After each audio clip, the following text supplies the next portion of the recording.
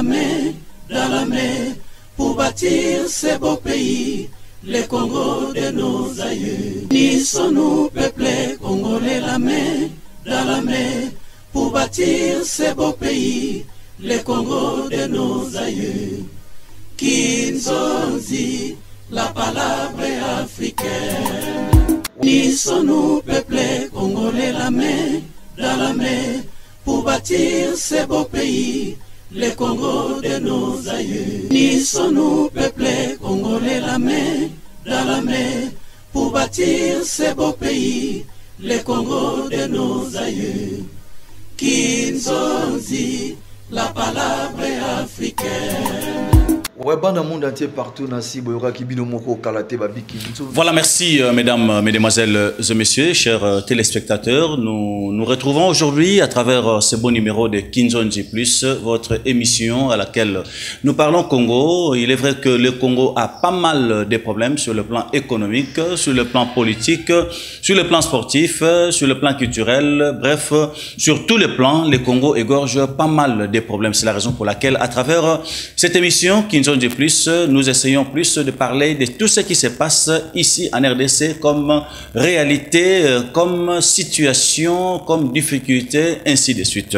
Nous sommes très heureux d'être ensemble aujourd'hui, surtout que l'actualité reste dominée sur l'insécurité. L'insécurité qui règne non seulement du côté de l'Est, bref, sur toute l'étendue de la République démocratique du Congo. Aujourd'hui, on parle insécurité à l'Est du pays, on parle insécurité du côté de Grand Bandundu, on parle insécurité du côté du Congo central, ainsi de suite. L'insécurité n'est pas seulement ce qui concerne ce qui se passe entre le Congo et le Rwanda. L'insécurité aussi, c'est au niveau de nos jeunes frères Kuluna qui sont en train de déranger les Kinois aujourd'hui. C'est vrai qu'ici à Kinshasa, avec ces phénomènes qui rangent depuis longtemps, ça continue et surtout ça a pris de l'épaisseur énorme ici à Kinshasa. Je pense qu'on va essayer un peu d'en parler à travers cette émission. Il est vrai qu'on va se référer à ce qu'un confrère a dit, un confrère ouest-africain a dit quand il a fait un peu des analyses sur les aboutissements des élections. 5 ans après, quel a été le résultat? Qu'est-ce que le Congo est devenu? Il est vrai que nous avons organisé les élections en 2018, mais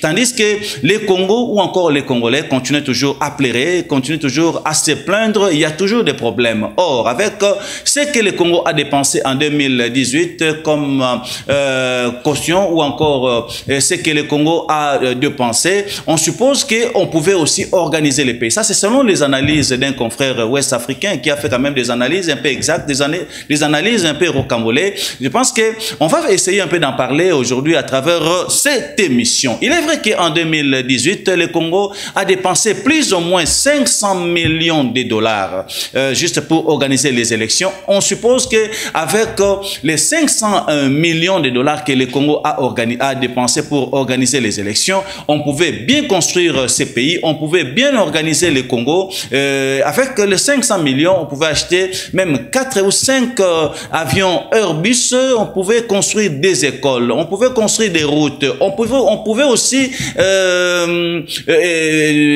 utiliser un peu de moyens juste pour la situation qui se passe à l'est du pays. Donc, avec les 500 millions de dollars que nous avons organisés pour organiser les élections à laquelle nous avons connu déjà le résultat, on pouvait bien organiser ces pays. Mais quel a été le résultat? Quels sont les aboutissements de ces élections que nous avons dépensé beaucoup d'argent? On va essayer un peu d'en parler à travers cette émission avec notre invité qui est bel et bien le président Mbowe Bassi, qui est un politicien de longtemps. Et je pense qu'avec lui, on va essayer aussi de parler de l'insécurité et deuxièmement, on va parler un peu de ce qui se passe présentement du côté des Grands Bandundu avec le phénomène Mobondo.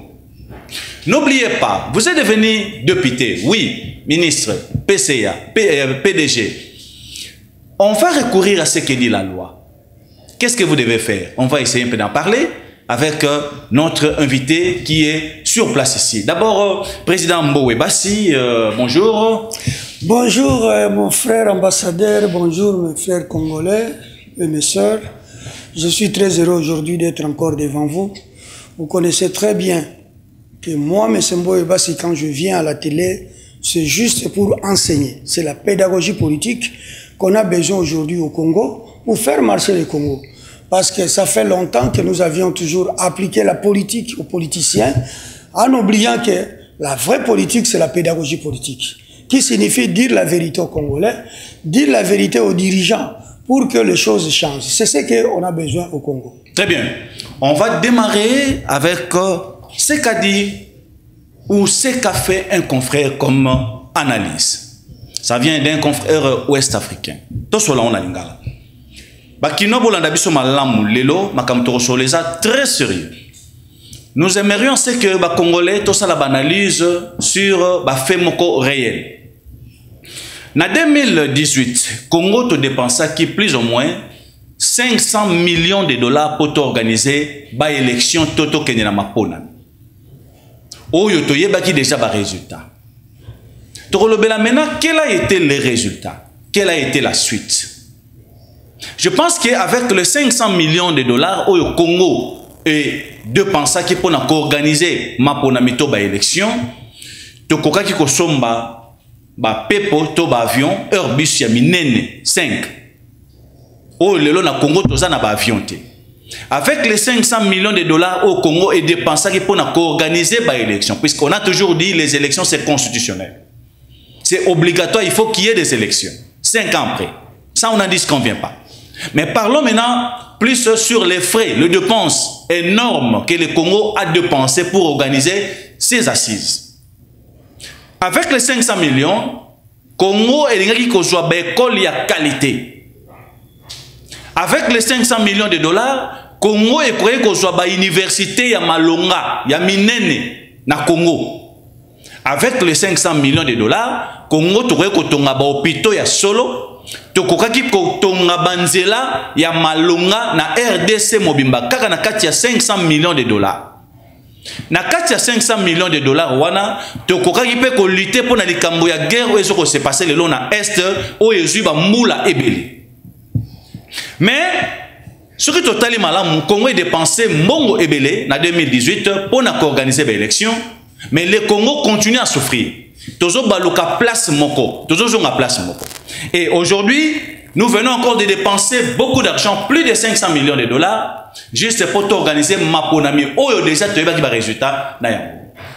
Président Boé Bassi, nous allons analyser ensemble. Oui.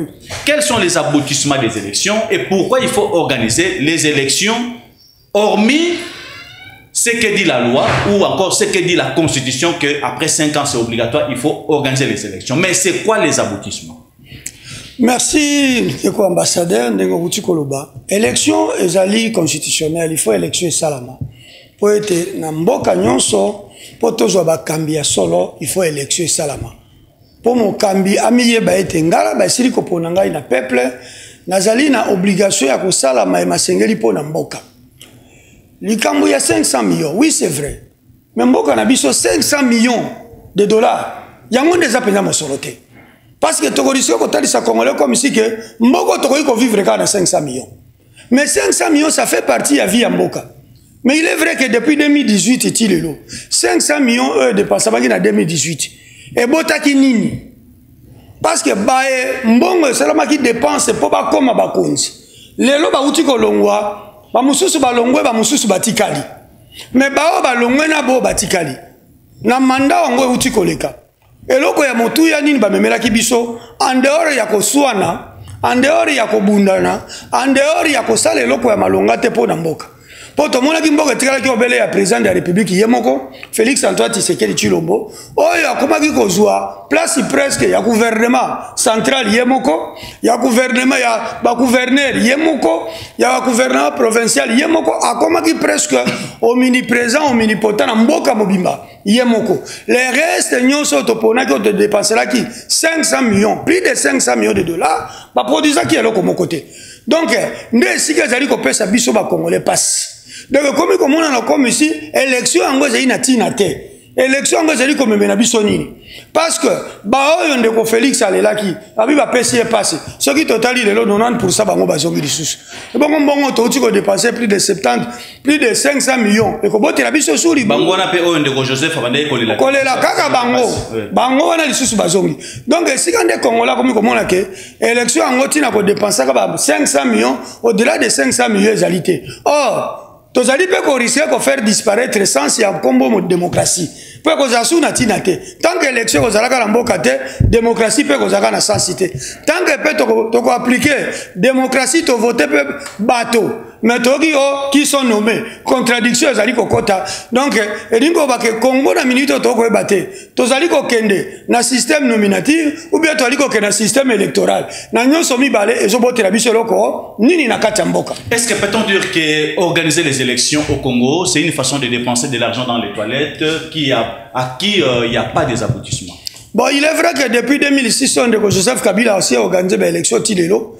Et ça dit comment on dirait que bon, Missolongo, ça dit que Kendobe Pamba.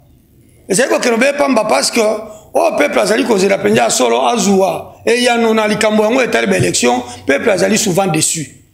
Azali souvent déçu parce que aux alliés comme on a été mingi oh bazali ko ba soi-disant nommé élu bazali ko comprendre était rôle na bango pe zali ya solonini yango na lobaka nongo nganyo so ete na kati na mboka na biso ezali difficile to zo président de la République au Congo la ko betela maboko quel que ce soit volonté na ye ko zaka passer parce que nyonso ba ko tikela ngo be mo konza mboka tozaki na période de Joseph Kabila lombe moto mabe Joseph Kabila sa kelo côté to bosala que Joseph Kabila zaki ayeko kamamboka yemo côté azaki na ba gouvernement mobimba ba ministre azaki ba gouverneur nyonso tout wana bato bosala ki bango parce que comment on veut Joseph Kabila Tshisekedi yo akomi obe Tshisekedi mabe mosusu mboka na biso ba président na biso balingi ko pesa ba promesse mingi on dit qu'on pesa promesse même likambo etali c'est vrai vous allez garant de la nation vous allez garant des institutions mais comme mosusu tikela premier ministre tikela na ba pesa ba promesse na bango yotala tango moni ke simbite yondo ke ko agir pour que mon la que voilà intervention à chef likambo ngo esimbami tango yo zali ko pesa tango musu bilaka bango na se ko to bali ba bebisi ba ko bongisa te ce qu'on a na ko mona na mabebi chef de l'état prometaki chef de l'état salité po yo zali ko promettre ali na volonté ozali na bolingo ko linga ko salela que voilà na lokola ndeko Joseph Kabila lobaki toko tonga 1000 écoles et ça là qui promet ce chef de l'état pesa qui mais est-ce que 1000 écoles et monanaki te est-ce que chef de l'état mutaboué qui va tonga 1000 écoles ou bien ministre enseignement ministre ya EPC à l'époque yende asala qui suivi te ou bien yende asala qui makoki asala qui mosala nenge songete nyose ko na maboko ndeko Joseph Kabila que 1000 écoles a prometaka et là que ça l'habité ndeko Félix Antoine Tshisekedi yo akoti ote vraiment na ko sala manso pour être gratuité za la partout mais soko tali lelo gratuité même kaka na Kinshasa partout ezalité kaka na Kinshasa partout ezalité ba école mingi ti lelo ba futa bi pena noter ba continue na payer mais bargue baza ko tangisa la primaire baza na kati ya gratuité ba futa mina noter na primaire auti ko promettre sous secondaire mais primaire nano ko gisité et bon secondaire de ko samukoni est-ce que les chefs de l'état il faut kende état que président de la République a sillonné na Kimbanse que kuna na côté ya Bikuku a sillonné kuna na Nsele na côté ya Mangengenge akoma kuna na Maruku na côté Mbanka na paye ba ke école ni futamite pour que ba aligner ba école wana ba futa bango voilà nyo sale ko na mutu nani Félix Antoine Tshisekedi Tshilombo a prometaki a sale le côté donc élection est comme un problème. Pourquoi? Parce que quelque part, les nommés ne pas en connaissance, les nommés élus pas en connaissance réelle, il y a des terrain, bah éviter. Parce que c'est là où maintenant peu personne n'a soutenu na yangote. Bana Kimbanse que bana Tchangu, bana Lukunga par ba ko zabino, bah yabiso to votaki na 2018. C'est là qui va salabou. Bah moni mandé si les loko mo salamité. Et là comment que salamité. Si quoi bah to ba koti. Ceux qui na bango ba zuba le quoi bango ba reconduire ba obe majorité les sous ndez ali passe. Ndez ali passe on a été ko ba la fois passer des missions peuple congolais c'est to fungola biso. Ba société civile ba organisme ba organisation so to fungola biso pour être to yeba ko landela biso moko maza ko sala ma sur terrain parce que ndeko ozo ko mona par exemple le route mokali. Nzele za li susuta. Ozo mona route nzoko. Nzele za li susuta. Mais tozaki na bo bazalaki bazongi lisusu batam baleka ko bepe na nzela wana yebisanga moto azana nzoko tina élection ko mona ngoni ozi nzela be katef ezali obenenge ezalaki yebisanga moto oyo azalaki wana azali lisusu akozalaka lisusu tango mosusu tina élection oyebisi moto avali na route Siforko obike en tout cas to utai ko voter na 2018 tale ko boyesa ezalité donc en élection ezali faut peuple sentir impact face à des changements pas uti ko pona baye sengeli ba munda po ete mboka yo ko bongwana mais eloko moko ko sala matin c'est ce qui signifie que peuple azana regret makasi peuple a une règle, il faut dépasser, mais comme ils ont une obligation constitutionnelle, et c'est le peuple dans sa conscience. Parce que c'est le peuple qui doit se libérer. Le peuple a candidaté que, libérer, libérer à l'ité. La fois passée, les Belges nous ont colonisé 80 ans, si on a des Congolais, ils ont colonisé Bissau. Donc, alors, ceux qui sont libérés, et là, comme on a fait l'alité, tu risques que tu as l'élection, tu as l'autre côté. Donc, Félix Manda Soukango, Kalatea Kokene. Tanga Kokene, comme on de rejoindre Kabila, avant d'histoire, tu as indicateur à tableau de bord, à comme on a Malekaki. Yépe, alors, il y a un changement de classe politique. Yango, ils ont guéri les sous. Est-ce que vous avez la faute à Félix? Que makambo kwa kosala mate ou bien et que ça va congolais à solo ou c'est que ça bon ça pour makambo tambo. Merci beaucoup. Ça fait très mal aujourd'hui. Je pense que ce qu'on est en train de dire aujourd'hui, c'est très important. Il faut que les Congolais soient dans la mission de puisque solo la makambo est important en Mboka. Ça fait très mal aujourd'hui dans Mboka na biso, surtout tali aboutissement de l'élection. C'est comme si on est en train de jeter de l'argent dans les toilettes, comme je venais de le dire. Pourquoi? Puisque chaque 5 ans après, Congolais vont continuer à coller là. Et surtout, tout le monde a seni, après les élections, basation de crédibilité. Tout le monde a des difficultés dans la bango, on a beli, on a kufi, on a kimi mboka, on a boye. Pourquoi? Puisque Congolais sont continuer à coller là. Parce qu'il y a Congolais, ils ont zongé la bango, ils vont kamba seni. Et tout ce que le Congo est en train de dépenser, ils ont mbongo ya pauvres citoyens, ils ont côté makala, ils ont ça comme receveur, ou ya lukarana pasi, ils ont contribuer na ba taxe à l'état, ils ont ça la monsolo wana, ou yo Congo ils ont bimisa pona ko organiser mapona. Et aboutissement nango zéro. 5 ans après, depuis 2018. Ben indicateur les alinés. Suite les alinés, Congolais ont continué coller. Tous allez pendant deuxième mandat oyo ndeko Félix azobanda abandisika. Tu comprends que 5 ans après Congolais continue toujours coller là. Les Congolais va voter bazali ko voter to pe ko na ba député mbala na mbala. Aboutissement zalini. Ba député wana sur terrain bazali ko sala nini. Surtout tu micro balader na cité tu comprends que Congolais azali coller la même pona apport ya ba député zalité. Ndenge député moko ba député ou te ko loba yango ke mandat ou zali ko ya biso nyonso tous en assemblée wana to kende. Pour tout ça les côté. Un député qui a dit ça. Donc cela prouve à suffisance que le Congo est en train de dépenser de l'argent régulièrement, mais aboutissement et aux alatés. Tout ce que dit la loi.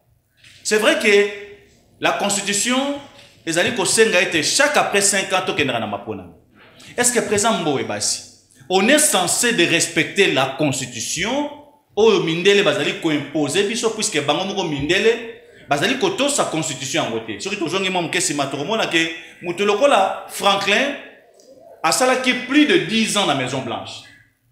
Personne n'a parlé de la Constitution. Surtout au Israël, toromona que Benjamin a fait plus de 15 ans comme Premier ministre. Personne n'a parlé de la démocratie ou de la Constitution. Pourquoi au Congo ou en Afrique, comment le la obligation, nous sommes obligés de respecter la Constitution tant que nous sommes dans la oui, à Solandeko, Constitution, ezali mibeko bisoba na mboka, to sali pona kokamba ekolo. Mais likambo ezali Constitution te. Constitution ali mibeko to komi na kasa. Mais botosi yango esengeli nde moralité na biso. Komi yeba ete makambo nini to komaki do lenga nini esengeli to respecter yango. Biso nde bato to ali ko respecter te. Tala preuve ndeko Félix tanga koti alobi na créer structure ya changement de mentalité. Na créer structure à lutte contre la corruption. Le loto zapi.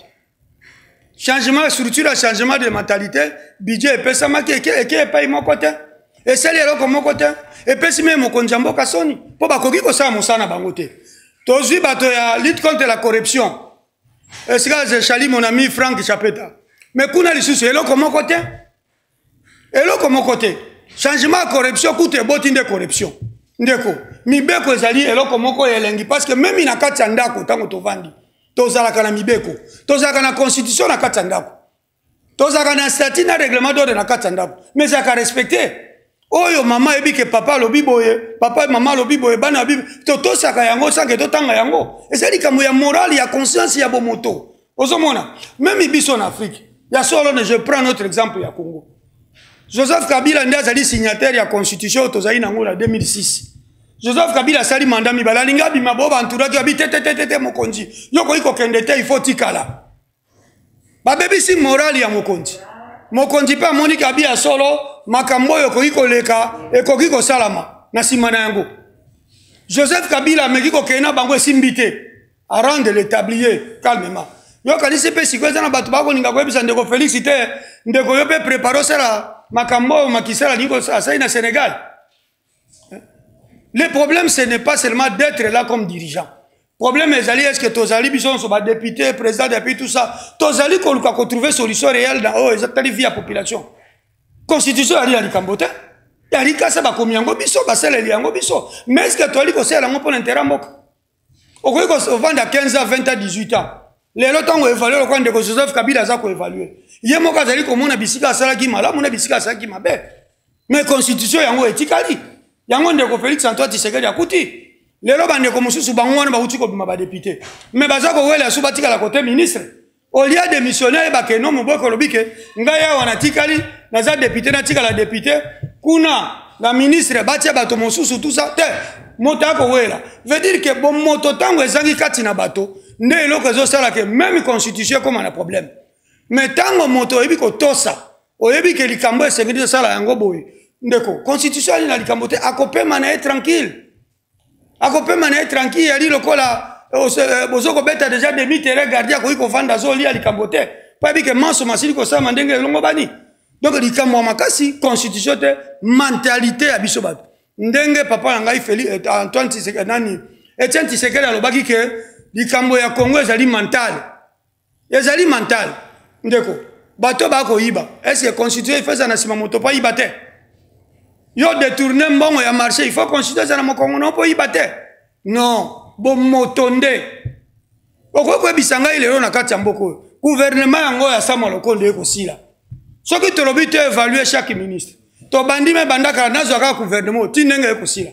Ministre ni na ko bisanga ke na secteur na ye. Apesa biso ne fisque 10% ba réalisation. Asalite, mais yo ka budget ya mboka. Mais pourquoi ils n'ont pas pu réaliser? On n'a pas réalisé cette constitution. Attends, yango ebiseke na minute oyo na République démocratique du Congo, tozangi bekol, République démocratique du Congo, tozangi banzela, constitution lobi yango. Non ndeko.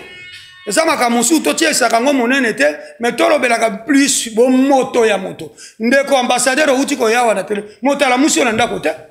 Si on la muki yo moko. Obi que je suis un journaliste professionnel, un journaliste investigateur, na kei ko sala émission. C'est ça qui bon moto. Otoko senga moto nyonso azala na yango. Yoko voyager na ba business na mbongo wa Congo. Oko tambola partout na mbongo wa Congo. Mais Congolais ako bénéficier nini? Congolais ko teka likolo fulu. Wana peka constitution batangela ko constitution lobini. Lelo banzele alite okomi lelo na Air Force. Na ngamo penje aéroport de Konangai. Ozomona receveur eko telema kitaba ba eko kangaye na ba soda ya force aérienne. Soda force aérienne yena receveur bakuta ni kamolini. Wana peka constitution mboka tolo bele yango, ye soda na ebite que ce n'est pas à lui d'arrêter les receveurs. Mais ozo kangela ye asali yo eloko nini. Donc loi oui, bon motonde pesa ka loi mpiko. Bon motonde pesa ka loi valeur. Tango moto miyebi o sengeli yo sala pona mboka na pona ndeko na yo mbilinga kozala te. Mais tant que toza komiye bate, to ko tia ben terrain na biso liboso, eloko moko atine ate. On a tra yango wana. Bobino kuma ko changer ka ba kombo, olali ola muki réforme, olali ola na ba français ngo ba ira biso kombo ya réforme et comment le kwa mwa nzembo. On a tra ngwana. Na nzela ya tra machine ezangi ka constitution feloba. Pour le loto zong sa chemin de fer, constitution feloba. Bato ba ko sombe sika 13 alaki, esika rayele kaka. Bato batongi ndako. Wana ba constitution fo ya koloba. Non, yo colonel, il y a la police, colonel full, au terme nzela, au commis PCR. On a la constitution fait là-bas. Yo évite que il y a des adjudants, il y a des sergents, tout ça va quoi que nzela va ça mon sala. Yo yeko terme nzela pour ça au réguler ba bituka. Wana ndeka la constitution fait là-bas. Non, constitution ari mo kanda mboka, mais kasi valeur nango ari mo. Elle quoi l'enseignant, beaucoup ezali a préparer matière nanda. Tant azo ko ala defa ba, azo na beaucoup lisusu te. Azo na matière de bala ba ko sentir qu'enseignant préparer qui. Et bon, boni bino le na kati na gouvernement, toko te kaka ke lo moto ko sa te, o kombo ya constitution te. Ndeko, to lo belaka mindele te. Bon mindele ko ba imposer biso, bon biso mo musala biso ya lini. Très bien. Merci beaucoup, Président Mbo Ebassi. Je pense qu'il y a quelque chose que vous avez épinglé.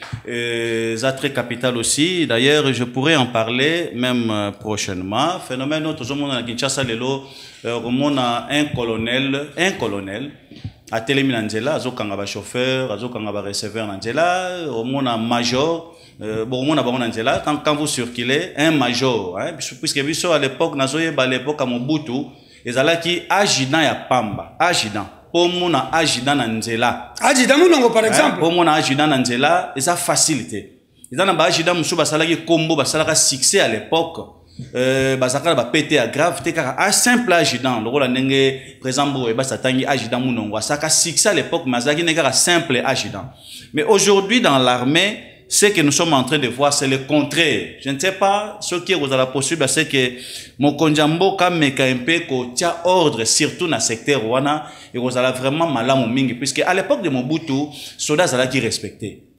Grade local il y a colonel, ezaki grade il y a bureau. Grade local il y a lieutenant major na bureau. Mais aujourd'hui, au moment a colonel, azokanga receveur na nzela.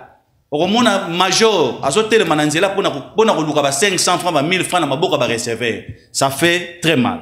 Parlons un peu d'insécurité aujourd'hui. Je pense que le problème de l'insécurité, ça a pris de l'EPSR. C'est vrai que non seulement à l'est du pays, même ici à Kinshasa. Puisque nous oublions aujourd'hui, quand on parle de l'insécurité, nous voyons peut-être celles qui sont en train d'agresser la République démocratique du Congo. Nous oublions que nous avons aussi un problème de l'insécurité au niveau interne. Ici à Kinshasa avec le phénomène Kuluna, à laquelle la police aujourd'hui a commis une impossibilité. Parce qu'on maîtriser la Kuluna, puisque les Kuluna ici à Kinshasa a commis coopérer même pendant la journée. Même à 8 h, même à 7 h, même à 12 h.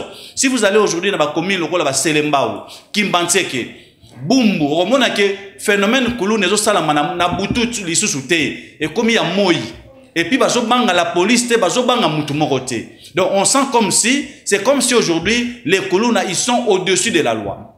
Mutazo bango azalité. Est-ce que Ndeko Mbo Ebassi, peut-on dire que situation où il y a insécurité dans RDC, c'est un langage? Ndeko, mais dans où tu peux faire déjà, il y a l'autre. Lobby, Conseil supérieur de la défense et Kotaki, réunion pour la Makambo et Tal Est. Mais, bobo sani ke yamboto vanda na mapinga mboka to solo la. Première sécurité mboka balina na ministère intérieur. Parce que soldats za kamusika na caserne. Soldats pa ya ko intervenir, la police ndezali secteur ya yambo etiaka kimia na kati mboka. Tango la police et ça ko sala na mosana yangote, comment on peut parler de la sécurité? Sécurité en ko utapi. Lelo tolobaki totia police de proximité à 100 mètres, la police à 100 mètres, la police. Lokola awa na Kinshasa, ce sont des chefs coutumiers bateka kama pango tout ça, l'état za la karba place ya kotia la police te, to komi na passe ya kosomba ka bitena mabele po totia la police. To komi mo espace mon to tia conteneur to beti batole tout ça. Ndeko toka kapé quand même soni. Mboka nini oyo? République démocratique du Congo, oh, totié point chaud, tobeti mo atole, totié bateau, tout ça, la police de proximité. Nakati na tole. Yo ibisanga i commanda wana, oh yo déjà le quoi héros, eko toka, akovana nakati ya conteneur wana, nakati ya nini wana pasa musala. De, muto ko sa musambu wa matari. Yo ministre, oko sa la place climatisée kitoko. Na lobite policier pour passer place climatisée kitoko. Mais tiele ba condition. Les robots bo sombi baketi mbango po boti obena nzela po kanga ba. E kanga obela ba tura mituka. On a habité la police etikala ka mituka. Bo sombi baketi mbango po kanga ka bato na nzela ba mituka. E bongo policier o azangi ata moto. Azangi ata moyen de communication. Yebisanga sécurité ko sa mandengeni. Yo kanisi même na est kuna na Goma. Soki la police elle penza formé, et ça ba moyen logistique na yango ndeko. Insécurité pour ça, mais c'est difficile. Et c'est difficile parce que la moyen de communication d'abord, c'est la première sécurité. Pour que il y a des informations. Les gens attendent que tout inspecteur provincial de la ville à Kinshasa, a yebi ma sur maleki na coin pointé. Aïe bien côté. Parce qu'il n'y a pas une centrale, il y a communication à la police. Oh, ils allaient qu'on soit relais à Kinshasa à chaque instant, ils allaient. Ils allaient. Or, comme on attend sur l'église catholique, déjà, on attend cardinal à sa situation, il y a République Mobimba à travers l'archidiocèse. Mais la police, mais papa, Kendeka, Bengana, le commandant district à Tchango, Soka Saibi Makambo et l'équina côté, il y a qui à la Kuna Narai. Aïe bien côté. Bah, quoi, c'est par quel moyen? Même les moyens élémentaires, quand on peut se faire mon salaire, le moteur est allé au boni. Donc il faut Félix Antoine Tshisekedi qui tape mon moteur sur mon mawa à la police. De copie tel cas Zadiabi a organisé le Kouanate. Au copain à la police, il faut que de connaître la unité, de tenir la unité. Mais quel est c'est quoi ça? Donc téléphone rouge, vert plutôt, il y a la police, et vous avez la tête. Beaucoup de la police au coup de un conteneur policier, Basali Misato. Mais qu'il n'est pas expatrié, on a pas magasin, on a deux policiers. Comment vous voulez la sécurité pendant que les vraies situations sont en Boka Bolinko? Il y a même des individus, on a 4 policiers dans Bandao. Comment les policiers ont commis qu'on va dans un magasin? Policiers ont mis ça dans un magasin. Via IPP dans un magasin. Si dans la police territoriale, on a 2000 dans un conteneur. Na Boutou, il y a un commandant accueilli. OPJ accueilli. Batika l'idée policier na Akamoko. Tant que ben albio, tous un complet moi to yezalité. Mais yé bisangai. Bako sala kondegeni. Et tous ces jeunes gens bali ko tambola. Oh bobengi soit en disant les kuluna. On a benga les sans emploi. Est-ce qu'ils n'ont pas besoin d'être formés? Ils n'ont pas besoin de servir le pays sous le drapeau. Mais parce que bolingi ko sala mon sala ya soloté. Botika biso to ebi mon sala yango to sala. Botika biso to ebi mon sala to sala. Bo se rendre compte de to comme ça mon sala professionnel. Ndeko. Merci. Je pense que je vous rappelle que toujours dans le cadre de cette histoire du phénomène Kuluna ou encore de l'insécurité, jusqu'aujourd'hui, on a tué, il y a un enfant, Babo Makaye na quartier Boba, à Massina. Babo mwana wana uta classe. Mwana wana uta classe, c'était aux alentours il y a 17 heures, non 16 heures. Il a été chassé, bazong sage na ndaku. Mwana wana azwa na nzela matanga ya mbule zobeta muke. Policier moko azoleka, abeta mwana wana masasi. Na banzi bato bafandi na balabala oyo ezali sima ya avenue na sima ya marché de la liberté ba yebi histoire wana. Na quartier Nzuzu ya Mbombo. Na quartier Nzuzu ya Mbombo, voilà. Babeta mwana wana masasi na 16 heures par un policier. À l'époque, Moutazaki commandant ya district ezaki colonel Bienvenu. Kino lelo ebembe wana bakunda yango te, ça fait plus de 2 ans. Ti lelo na bakunda ebembe wana te za na mort. Dossier za na parquet mais sans suite. Kino lelo. Ça fait très mal. Phénomène Kuluna na niveau mboka na biso awa. Biso to lembi ba appel puisque soko fandi muke oka ba bengyo na côté ya Siwambanza. Kunde zaka na moi na butute Kuluna na moi. J'ai dit merci et félicitations na général Blaise auti ko instruko bi misa loi moko ya sika. Loi wana ezali eta mobeko ezali nango depuis longtemps. Na bandi to sala mo effort to joa ndeko Blaise to pe assistant na ye.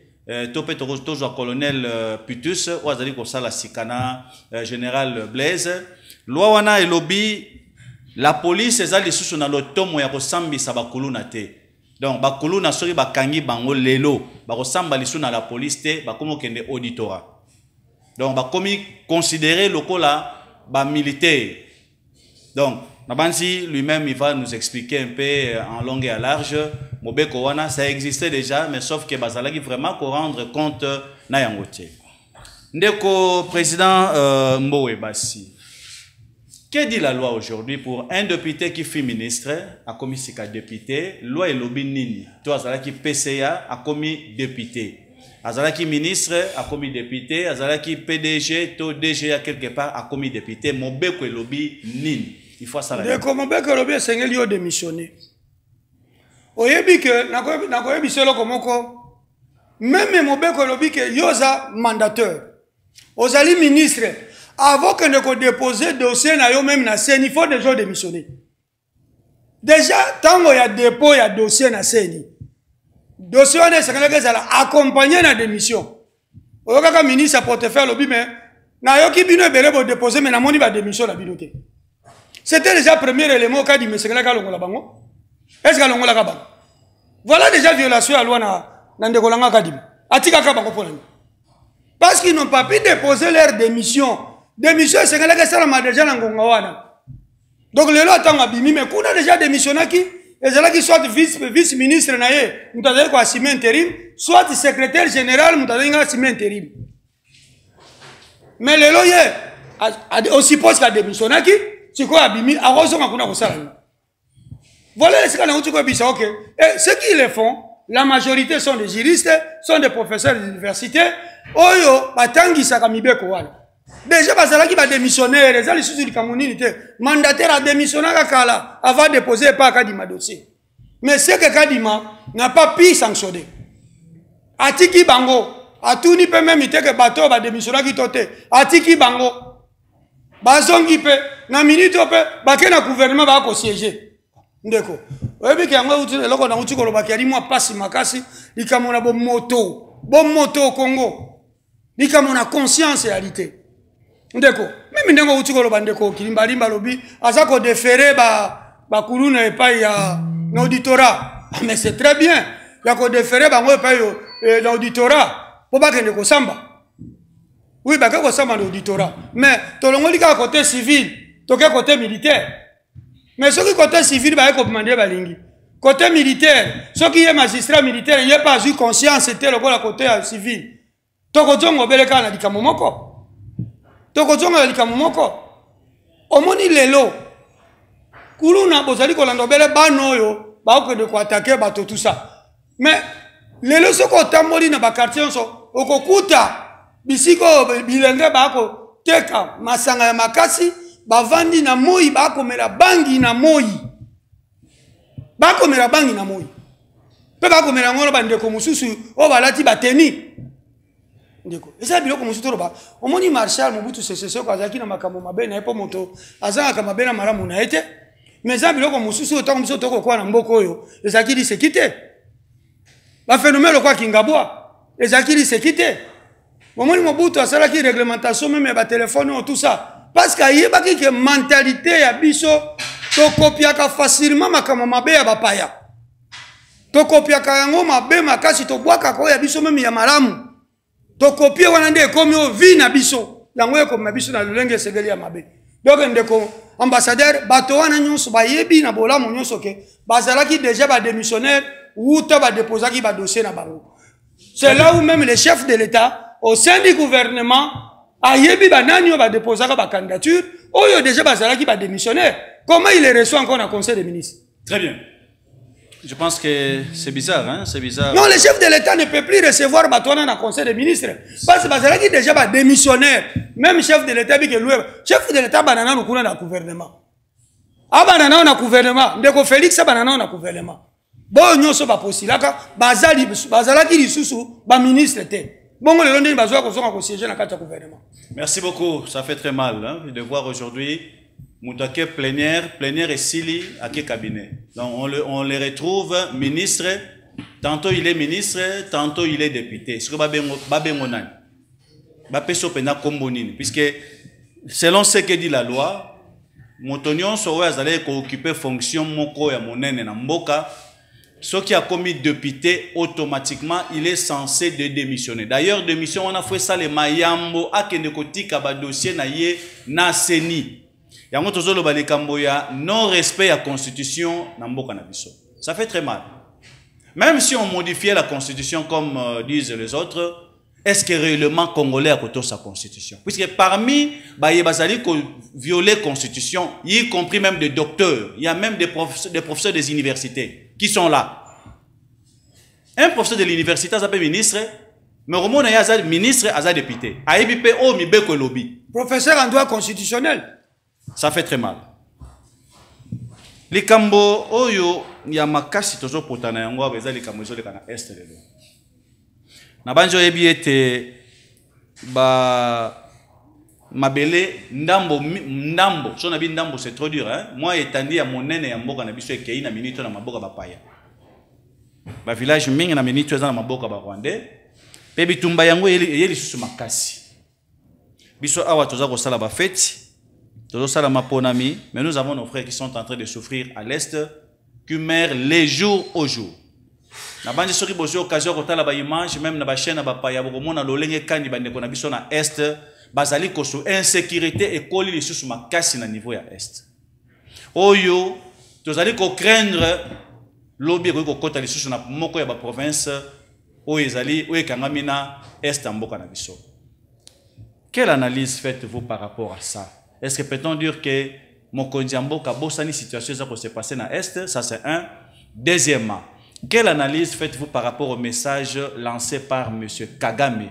Oh, les lois zali ko banga les souté azasu na somote oh nyonso yeli na mutu akomi koloba yango même na etandoike ndeko na ebisaki yomba le uti koleka ete Kagame ali ye mokote Kagame azali obele mwana moke obatie liboso na balabala tumulaka bakolo oyo ba mpaka mosusu basili ko bomba na sima bangonde ba ko ebisa esala makambo oko sala biso tozali. Lundi, si je ne m'abuse pas, il y a un groupe d'associations qui a la sitting dans l'ambassade des États-Unis. Congolais nous soyez bien, mais les Occident, il 4.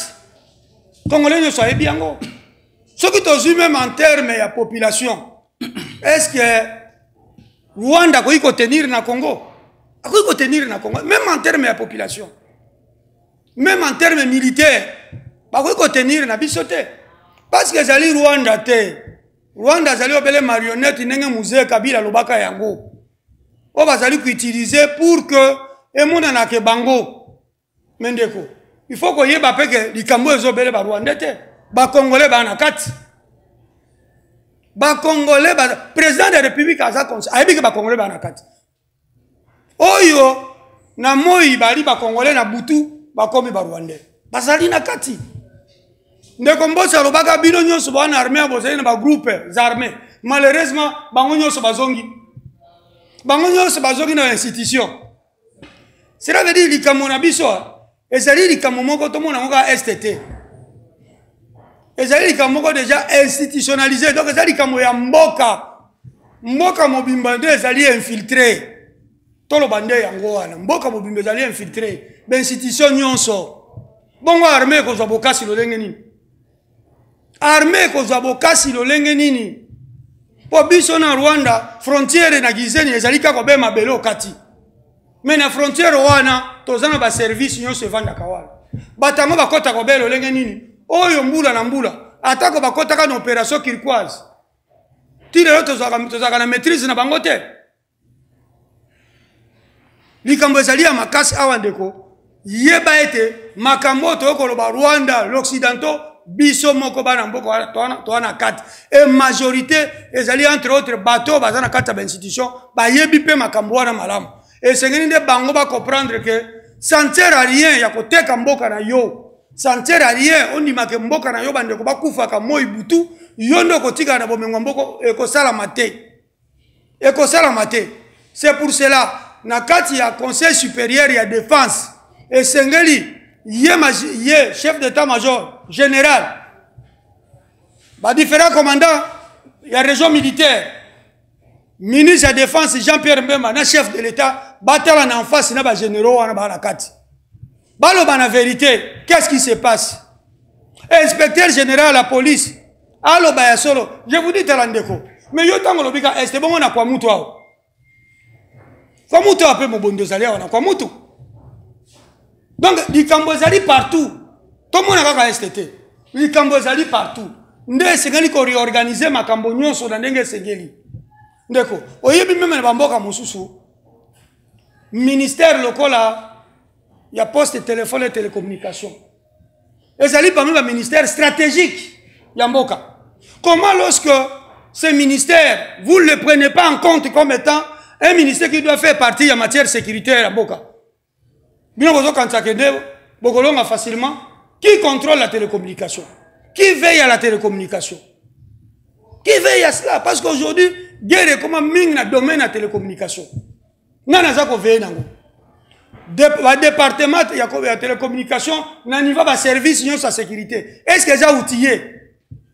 Est-ce que ça a un matériel, les gens ont personnel, ou ils qualifié, ou ils matière?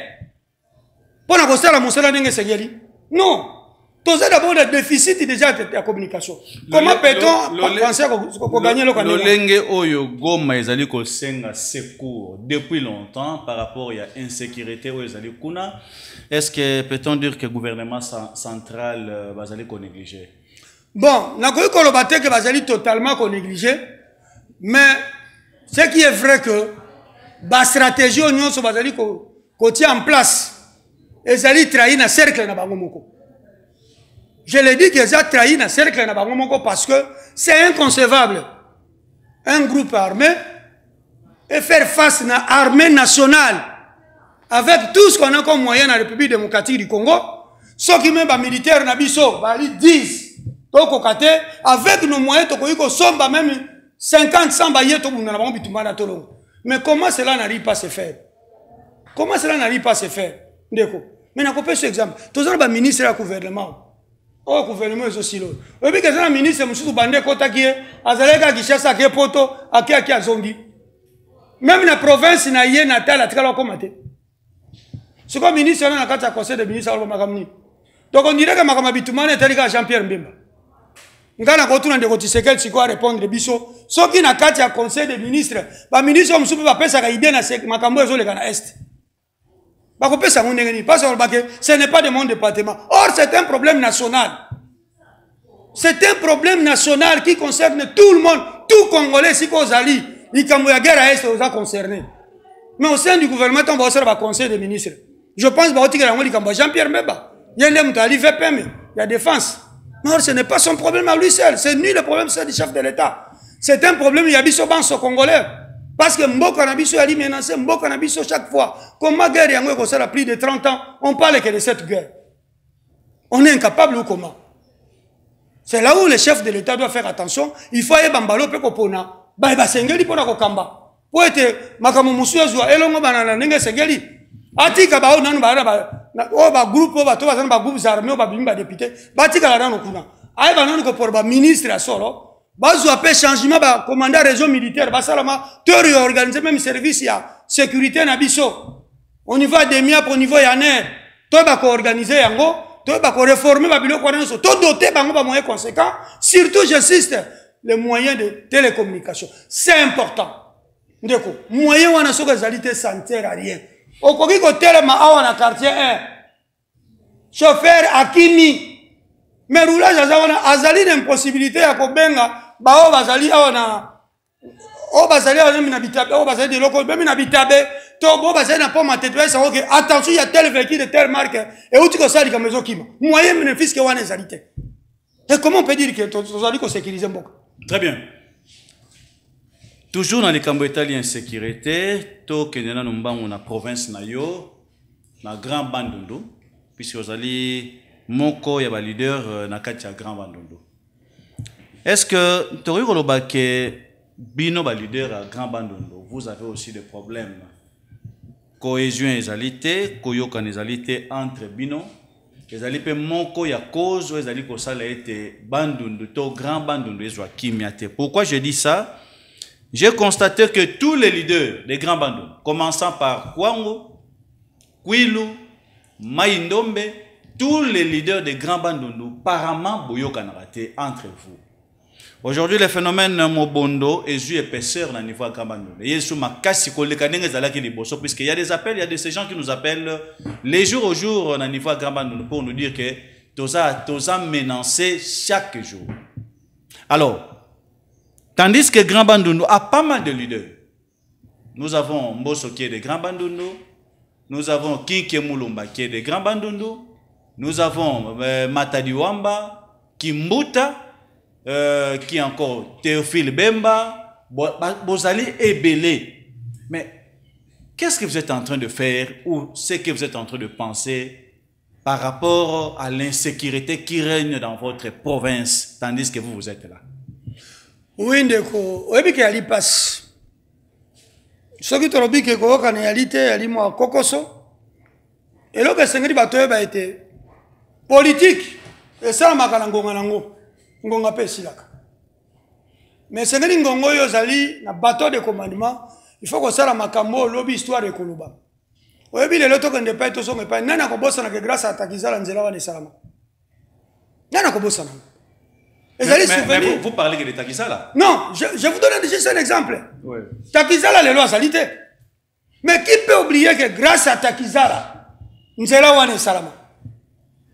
C'est là où l'homme politique, il y a Graban ou du Falouka, souvenir, tant qu'on a salaki aux affaires d'État, Makamoni no salama qui va kolobake, tant qu'on a salaki na salaki, na sunga qui peut salama. C'est ça. Aujourd'hui, le succès quoi musicien? Bayemba yo balobake yonde soki bayembi yonde lokumu yango wana soki bayebi yo moko ndoko ki est-ce que mosapi moko sokola kelongi ndeko na uti de ma voyage na Kikwiti mais mawa mingi soko bandi kaka o bandi d'abord ce qui est grave déjà Maluku je peux dire que zali commune à ville à Kinshasa zali village proche à ville à Kinshasa parce que ville à Maluku ne correspond pas à ville à capitale. D'ailleurs, parmi quelques habitants, il y a Maluku. Donc déjà, commune à Maluku, je ne sais pas si on a bien commune à Maluku, ou village de Maluku, ou territoire de Maluku par rapport à Kinshasa. Mais toi, on a 21e siècle. Parce que Maluku,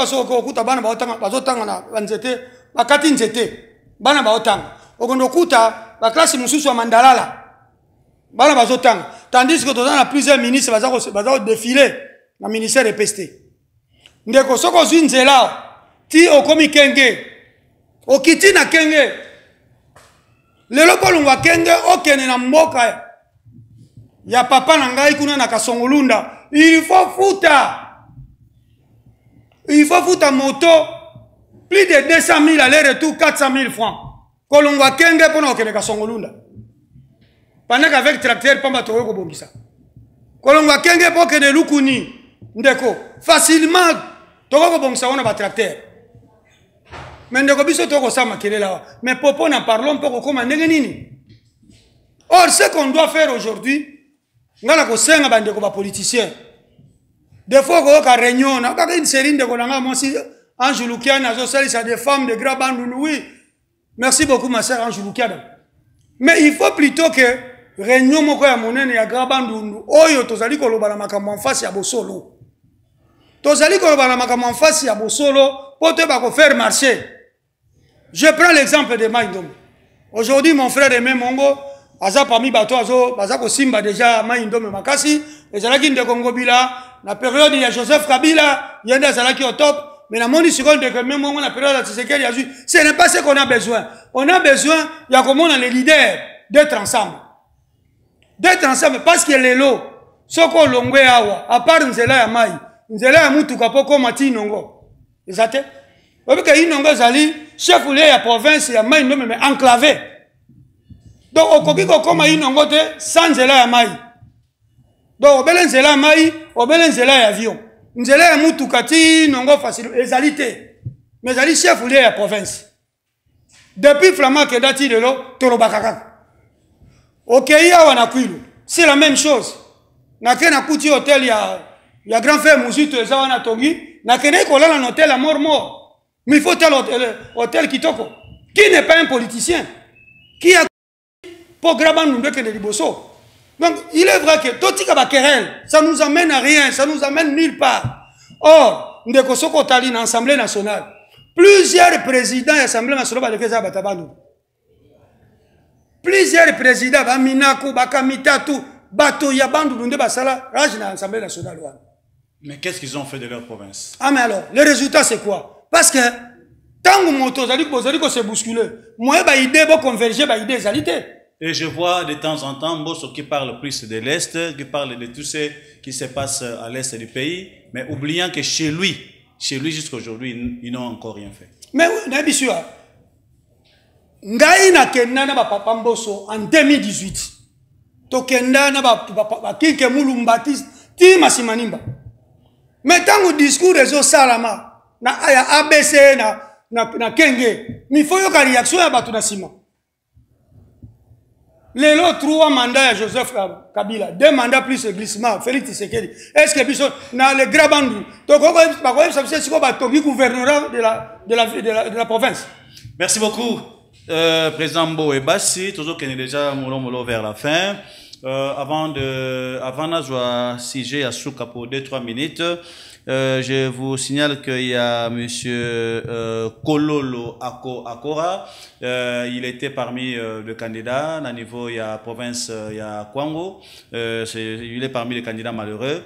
Azako déclaré situation moko très important où il y a concession naïe et pas y monko. Je pense que ce sont des choses qui se passent présentement du côté de l'Ancélé. Moutouazan a facilité à y na lupango moutouaye à Katongi, à Kati était ndambo ya lupango ya moutouatongi naïe, ça ne nous dit absolument rien. C'est comme si nous sommes dans un pays où il n'y a pas de loi. Donc ça fait très mal. Je pense que lui-même l'a déclaré à travers les images aux Hollanda Sika. Donc a déclaré qu'Yango, il a expliqué quand même que le pangwaneza le pangonaye concession naye. Donc ndeko oyo aye atongi pemnakata le pangonaye azana droit wanate, surtout que déjà na niveau ya parquet général ba interdisaki akoke kotonga lisute mutawe kotonga te na kati ya le pangwana. Pourquoi? Puisque ezali mabele oyo ye a somba. Merci pour la parole.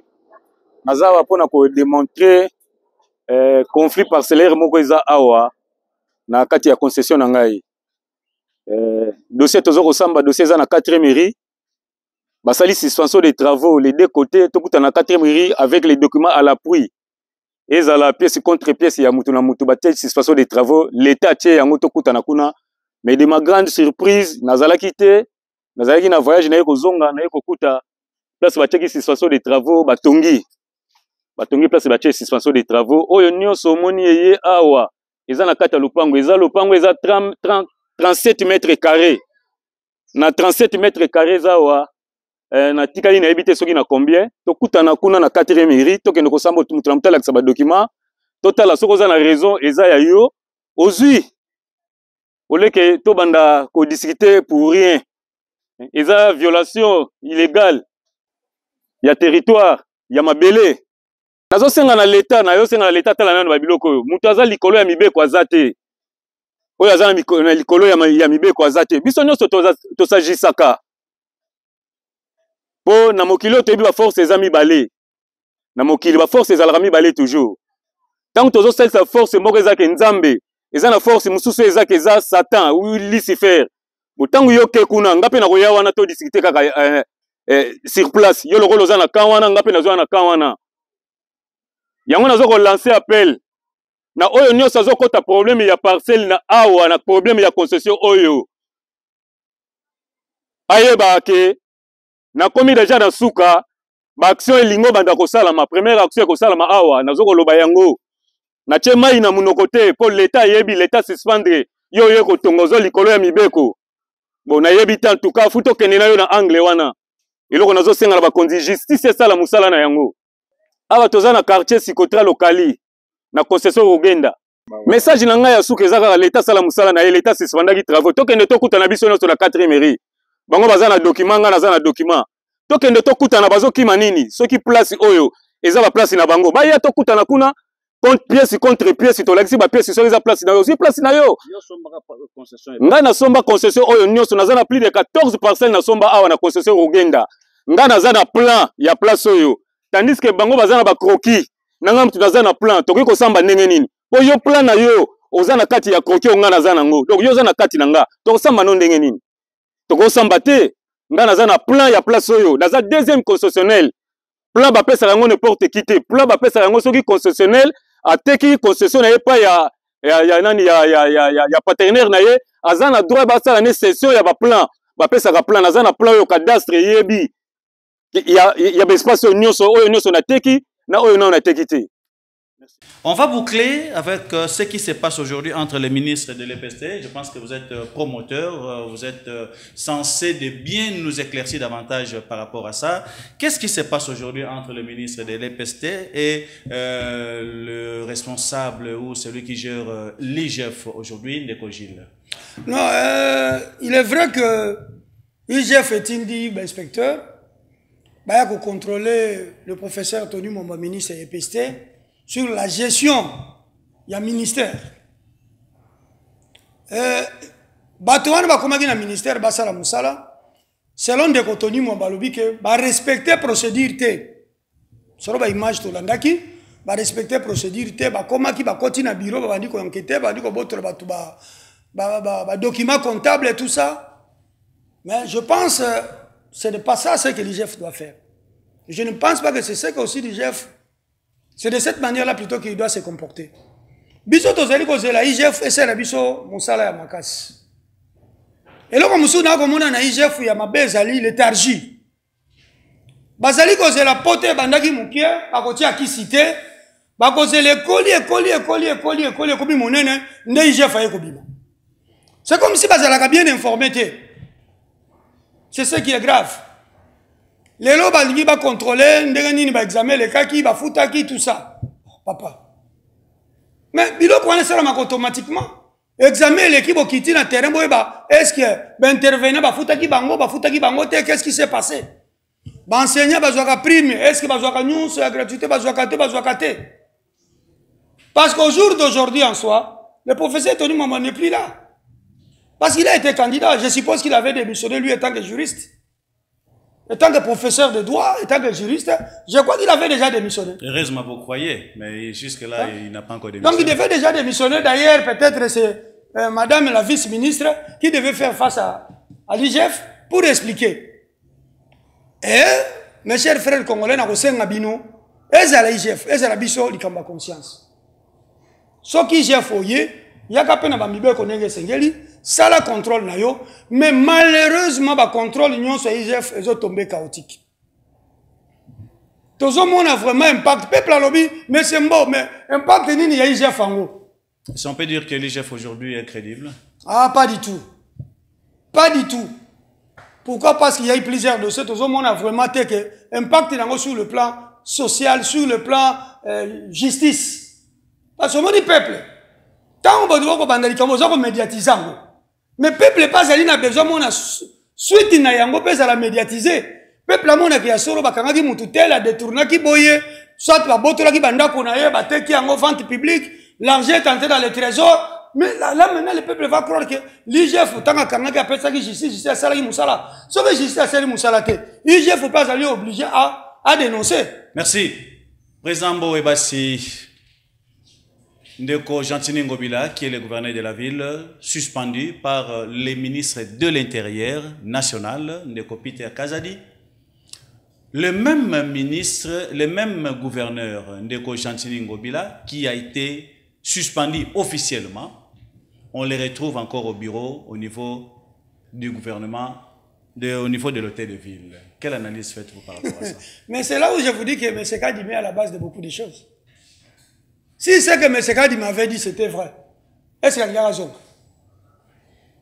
Tout acte posé par le ministre de l'Intérieur était l'avoir suspendu.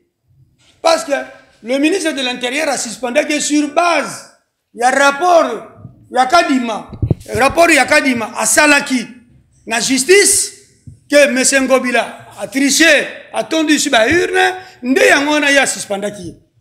Mais na mokolo ya lelo balobinini nde kwa zonga. Ce qui signifie que rapport ya Ndeko Kadima ya seni est mis en doute. Et ça rapport vrai te. Pour ce que ça qui vrai, je ne vois pas ndengani Ndeko kwa ko qui est sur son place. C'est pour ça que nous devons être sérieux dans tout ce qu'on fait.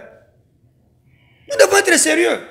Parce qu'au jour d'aujourd'hui, je peux dire que pour BBC la réputation de Congobila qui a attendu ça qui va hurler. Du fait que vos ici est innocenté. En tant que président, il y a d'un grand parti politique, ACP, parti naïe bimi na plus de 6 députés nationaux et bimi na ba députés provinciaux ebele.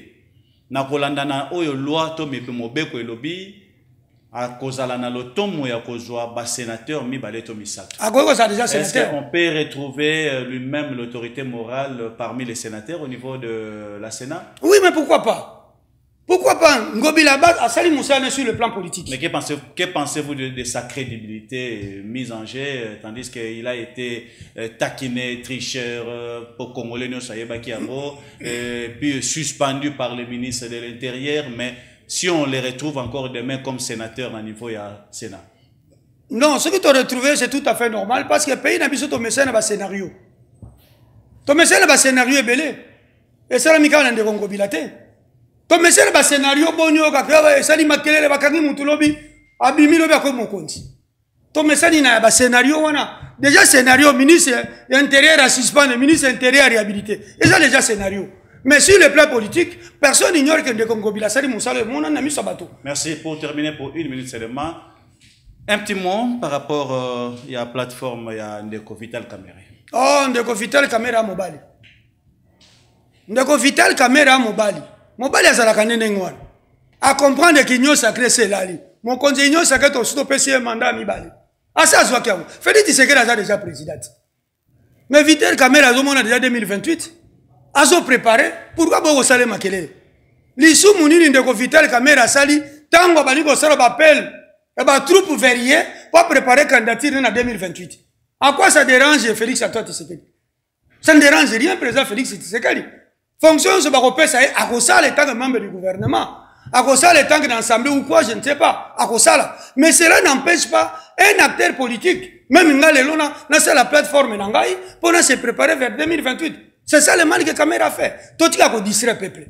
Ça c'est une distraction. Ceux qui ont la visionnaire, ceux qui ont comme on a musique, vanda kimia. Est-ce que vous êtes sûr qu'aujourd'hui tous ces gens qui sont tout autour de M. Félix Antoine Tshisekedi, suivant la loi, suivant la constitution, Ndeko Félix mandat yasuka yango. Est-ce que tous ces gens-là qui sont tout autour de lui, prétendre être des candidats en 2028, est-ce qu'ils vont beaucoup aider le président de la République pour réussir le deuxième mandat? Bon, Ndeko Félix Antoine Tshisekedi sengaye bake. Na minute autour na comme belligérant. L'1 plus 4 que mon frère Joseph Kabila avait vécu, c'était d'une manière officielle, mais il y a eu 1 plus 4 était. Ils ont peut-être 1 plus 100, 1 plus 200. Pourquoi? Parce que autour de il y a eu bagarre et koti. Bitumbe koti pour la mbongo il y a 2023, il y a 2028. Papa, Kofuta Kosu a 360 députés pour plateforme la binezala, pour ni regroupement la binoto parti politique indimama. Et ça m'inquiète. Il faut pas président na se baluka misolo. Baluka bambongo, il y a ba campagne et tout ça. Donc Ndeko Félix Antoine Tshisekedi a une tâche facilitée. Très bien. Merci beaucoup. On va terminer par ici. Je pense que Nagolana message à Souka Ndeko Mbo et Bassi, cela prouve à suffisance que si réellement les rôles, il y a IGF, inspecteur général de finances, et Zali Akosunga Mboka, c'est le moment IGF a salam salama kasi. IGF a signalé que salam salama kasi. Pourquoi? Puisque ba union so bazwami tout autour ya mokonzi mboka, moko na moko abandi déjà ko se préparer pour la campagne na 2028. Et nikolo ba été moto na moto comme ko sala course sima ya mbongo.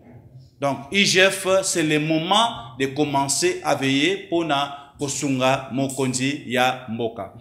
Deuxièmement, moi, personnellement, je me demande si réellement l'IGF, vous faites bien votre travail. Est-ce que vous rendez compte qu'au sein du marché de la liberté, il y a des problèmes sérieux qui nécessitent la présence de l'IGF? Mbongo to misolo ya marché de la liberté et kendeke wapi et salaka nini. Un individu a joué mbongo ya marché de la liberté pendant autant d'années. Astakai na yango. IGF Bozali Wana. Est-ce que vous n'avez pas rendu compte que c'est obligatoire ya koluka koyeba mosole kota na marché de la liberté et kendeke wapi? Je dis félicitations au gouverneur de la ville, na décision aujourd'hui, au Pekisi, un individu oyo a qui marché de la liberté en otage. Le rôle a bien aillé privé, au Pekisi au lobby que ameka kotia lo kolona kati ya marché te, ko simba le sous meilleur marché de la liberté te, marché et tambola na ndenge ezali ko tambola. Félicitations. Et bon misolonion so oyo bazwaki pendant autant d'années. Suite na ngo ezali nini. Ndekombo webasi on arrive à la fin, quel est le tout dernier message pour 30 secondes? Message à Souk ezali peuple congolais Lamuka. Peuple congolais Téléma. Est, nord, sud, ouest, za mboka na biso. Ceux qui vont habiter d'ici 4 matins, les 9 pays frontaliers vont envahir biso. Les 9 pays frontaliers, ceux qui vont habiter, bientôt vont envahir biso. Oh, ils ont les gars à est, ils ont une paire de manches. Ba marche autobandi, bokeba. Président Félix, faites attention. Dans la période de Yamouzé Laurent Désiré Kabila, nous avons fait des marches de la même façon. Pendant que sécurité à chef de l'État est déjà affaibli. Pendant que tout le monde a marche, côté sécurité, mon conseil est affaibli. Vous résumez puisqu'on arrive à la fin. C'est pour cela que j'ai dit, président Félix, Zala, Misunga, peuple Fungola, Misu, Bisoba Soto Fungola, Misu, tout défendre Mboka na biso jusqu'à sacrifice suprême.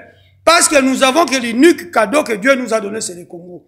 Et bino ba na minute besoin na kata institution. Attention. Attention, attention, toko veiller. Biso banso yo IGF. Comme on a yo mutola kana oreiller, ola mukaka na retard. Ozo landera les uns et les autres tu les laisses, on ne sait pas. Aux ali IGF, ya kamoko kamususto tikaka toko yeba ngo mikolo zolanda. Merci beaucoup. On arrive à la fin de cette émission. Je vous rappelle tout simplement qu'il y a une activité que les amis de Mbonda Tchangu organisent pour les mamans. C'est pour le 8 mars. Ça sera une grande activité. Je pense que aux occasions pour expliquer bien le fond. Même dans le numéro Moussousou, il y a Kinzonzi. Et puis, pour préciser une date, il y a 10e édition, il y a trophée Mbonda Tchangu. Bande Konyonso, yo bondimi vont soutenir 10e édition Mbonda Tchangu. Soutenez aussi cette activité. Il y a le 8 mars pour na kosunga tope kosolo la na ba mama. Je dis déjà merci na maman Bilabel. Je dis merci na honorable Mutinga. Je dis merci na ba mama nyonso yo bondimi pour na organisation événement wana ya munene oyo koleka le 8 mars na compte ya trophée Mbonda ya Tchangu. Merci à tous les amis qui nous ont suivis. Merci pour Nabandeko Bazwami Libanda Mboka. Quant à moi, on va se retrouver au courant de la semaine. Merci encore à notre invité qui est bel et bien président Mbo Webassi. Retrouvons-nous la semaine prochaine. Je vous laisse en compagnie d'Apsi TV. Bonne suite de programme. Peuple congolais, la main dans la main pour bâtir ce beau pays, le Congo de nos aïeux. Unissons-nous, peuple congolais, la main dans la main pour bâtir ce beau pays, le Congo de nos aïeux. Kinzonzi, la palabra africaine. Unissons-nous, peuple congolais, la main dans la main pour bâtir ce beau pays, le Congo de nos aïeux. Unissons-nous, peuple congolais, la main dans la main pour bâtir ce beau pays, le Congo de nos aïeux. Kinzonzi, la palabra africaine. Ouais, dans le monde entier, partout, Nasi, Boyora, Kibino, Moko, Kalate, Babiki.